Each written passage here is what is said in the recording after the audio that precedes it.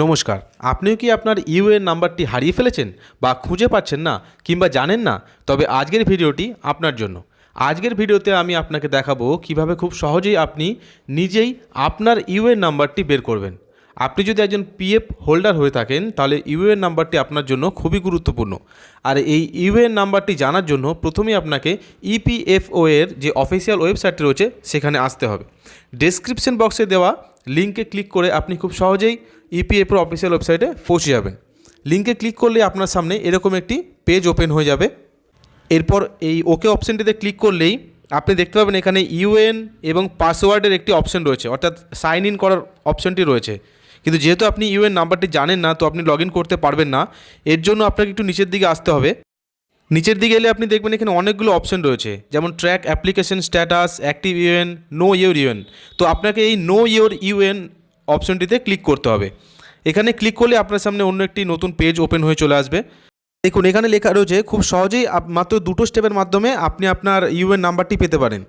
প্রথম স্টেপে আপনাকে একটা ভেরিফিকেশন করতে হবে, তারপরে কুইক প্রসেসে আপনি আপনার ইউএন নাম্বারটি মাত্র 2 মিনিটের মধ্যেই পেয়ে যাবেন। তো এখানে গেট স্টার্টেড অপশানটিতে আপনাকে ক্লিক করতে হবে, তাহলে আপনার সামনে নতুন আরেকটি পেজ ওপেন হয়ে চলে আসবে।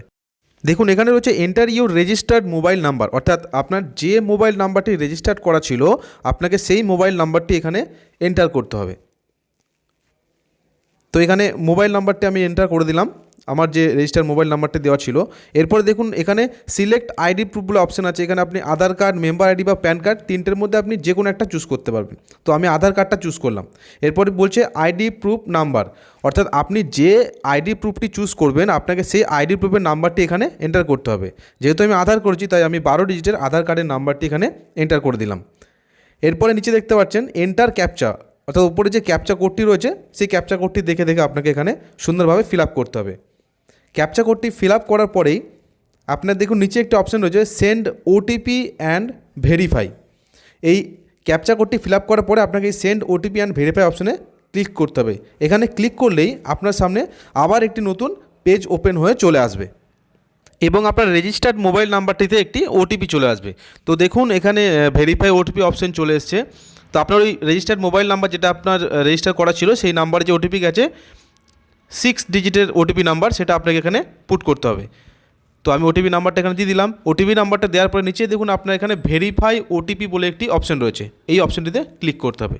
ভেরিফাই ওটিপি অপশানটিতে ক্লিক করলেই আপনার সামনে আবার একটি নতুন পেজ ওপেন হয়ে চলে আসবে এবং দেখুন এই নতুন পেজটিতে আপনাকে এখানে ইওর ইউএন নাম্বার, অর্থাৎ আপনার ইউএন নাম্বারটি এখানে দেওয়া রয়েছে। এখান থেকে আপনি চাইলে আপনার ইউএন নাম্বারটি কপিও করে নিতে পারবেন।